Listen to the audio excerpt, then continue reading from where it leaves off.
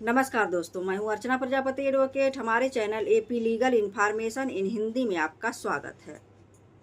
Registry कराने वाले हो जाएं सावधान। रजिस्ट्री के बाद भी जमीन का सौदा हो सकता है रद्द या कैंसिल। आज का मेरा टॉपिक यही होने वाला है और बहुत ही इम्पॉर्टेंट है। वीडियो आपको स्किप करके नहीं देखना है और यह बहुत ही इम्पॉर्टेंट आपके जीवन की पूंजी इसमें लगती है। अगर कोई आप प्रॉपर्टी खरीदते हैं, कोई मकान खरीदते हैं, तो इसमें बहुत बड़ा आपको रिस्क ना हो, इसके लिए यह वीडियो बनाना बहुत ज़रूरी है। और इसमें ये भी हम जानेंगे, अगर रजिस्ट्री आप करा लिए हैं, किस आधार पर यह जो है रद्द किया जाएगा। आपके पास कौन कौन से आधार हैं और यह उस धारा को भी जानेंगे किसमें कहा गया है कि कब रद्दकरण किया जाएगा रजिस्ट्री। तो बने रहिए हमारे वीडियो के अंत तक। हमारे वीडियो पर आप नए हैं तो like share subscribe all button click कर लीजिएगा, क्योंकि ऐसे ही कंटेंट हम आपके लिए लाते रहते हैं। तो चलिए शुरू करते हैं। हाँ, रजिस्ट्री जो है रजिस्टर्ड सेल डीड जिसको हम कहते हैं, रजिस्ट्री को कैंसिल कराया जा सकता है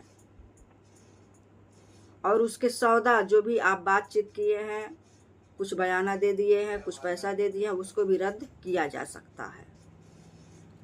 लेकिन सिर्फ कानूनी प्रक्रिया के अंतर्गत आप यूं ही नहीं रद्द करा सकते हैं।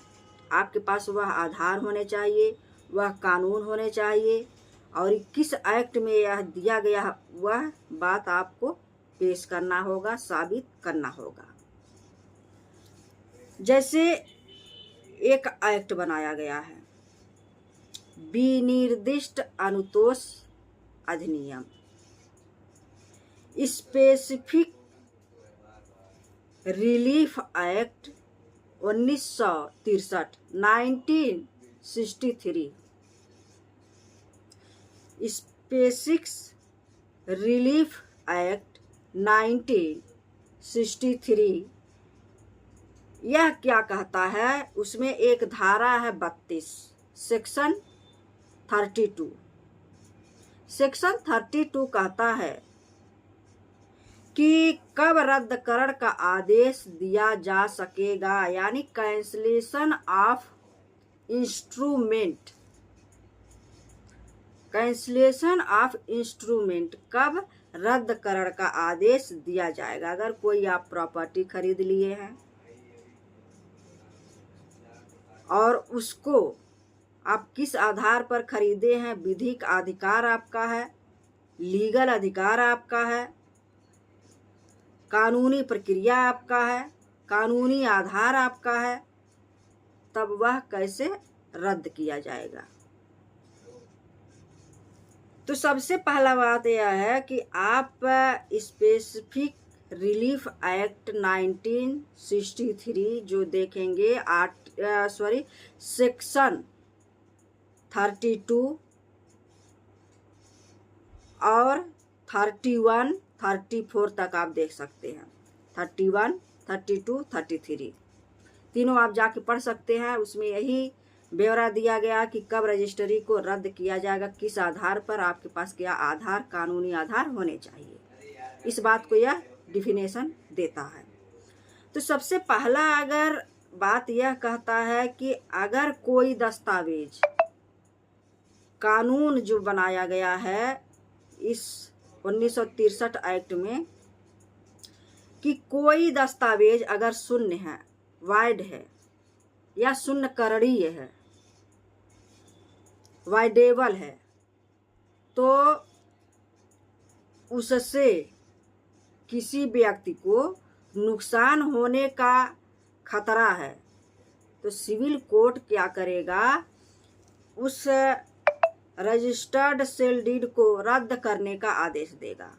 आपने ऐसा दस्तावेज पेश किया है जिससे किसी व्यक्ति को खतरा है कि यह जमीन हमने लिख दिया है, इसके बदले में कोई बहुत बड़ी हानि हो सकती है, बहुत बड़ा कानून विरुद्ध कार्य हो सकता है तो उसको कैंसिल कर देना चाहिए कोर्ट के आदेशानुसार।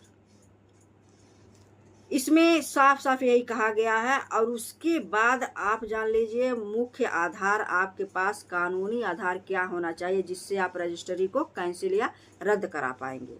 तो पहला आधार यह होना चाहिए कि धोखाधड़ी। अगर आपके साथ धोखाधड़ी हुआ है, धोखाधड़ी से आप किसी का ज़मीन प्रॉपर्टी लिए हैं और ओनर कोई और है, तो वह सिविल कोर्ट में सूट फाइल अगर होती है, कोर्ट के आदेश से वह रद्द किया जा सकता है।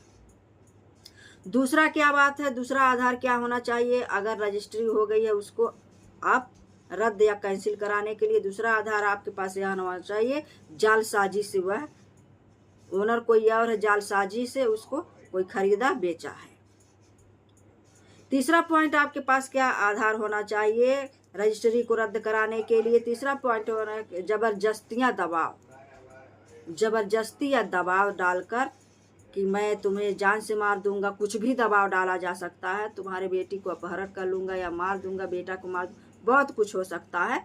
दबाव डालकर अगर आपका प्रॉपर्टी अपने नाम कराया गया है तो उसको भी कानूनी रूप से आप सिद्ध करिए और वह कैंसिल हो जाएगा। चौथा पॉइंट क्या है कि चौथा पॉइंट में यह है कि गलत दस्तावेज के कारण, अगर दस्तावेज आप गलत पेश किए हैं, ओनर कोई और है और वह आप सिद्ध कर देते हैं कि ये तो गाटा संख्या मेरा है या मेरा ये खतौनी खसरा जो भी है आपके पास डॉक्यूमेंट्स आपका लीगल है और उसका गलत फ़ायदा उठाकर कोई गलत बनवा लिया है, तो उसको जो है कैंसिल किया जाएगा। कानूनी आधार यह बन जाएंगे आपके पास। पांचवा क्या है, पांचवा यह है कि सबसे बड़ा मेन पॉइंट यही है कि अगर आप विक्रेता हैं, अगर आप जमीन के बेचने वाले मालिक हैं, तो वैध रूप से कानूनी रूप से आपके पास जो है क्या रहना चाहिए, स्वामित्व या अधिकार होना चाहिए उस जमीन पर। जिस जमीन को आप हटा रहे हैं, बेच रहे हैं, उसका स्वामित्व होना चाहिए, लीगल रूप से आप उसके ओनर होना चाहिए, तब आप किसी को सेल कर सकते हैं, रजिस्ट्री कर सकते हैं। ऐसा न होने पर अगर आप पकड़े जाते हैं, कोर्ट में या केस चला जाता है तो कोर्ट उसे रद्द करवा सकती है और वह कैंसिल हो जाएगा आपका प्रॉपर्टी लिया हुआ। तो ये वैध किस आधार पर होगा, इसके लिए आपको सिविल सूट करना होगा, कोर्ट में जाकर बात दायर करनी होगी, अपनी बात रखनी होगी, अपनी दस्तावेज को सारे सबूत को देना होगा कि मेरा ज़मीन है और किसी ने इसको ऐसे ऐसे करके दूसरे को रजिस्ट्री कर दिया है, इसको कैंसिल कराया जाना अति आवश्यक है। बहुत सारे मुद्दे लेकर आप जाएंगे और लीगल तरीके से आपको यह अधिकार मिल जाएगा, आप कैंसिल उसका हो जाएगा जिन्होंने ऐसा कार्य किया है। ये वीडियो आप बहुत लोगों को नहीं पता था कि रजिस्ट्री के बाद भी कैंसिल हो जाता है। बहुत लोग हमसे पूछा भी गया कि क्या मैं रजिस्ट्री करा लिया हूँ, मेरे ऊपर दबाव डाला जा रहा है कि आप वापस ले लो रजिस्ट्री, जो कि वो गलत इंसान नहीं था, लीगल तरीके से लिया था, लेकिन उन लोगों को वर्चस्व मतलब बहुत बड़े स्तर के लोग पैसे वाले थे तो दबाव डाल रहे थे। लेकिन हमने कहा ऐसा नहीं करना है, आपने ले लिया ज़मीन और लीगल तरीके से लिया है, आपको कोई पीछे हटने की ज़रूरत नहीं है। जब उन्होंने विक्रय किया तो आपने क्रय किया है, कोई दिक्कत नहीं है।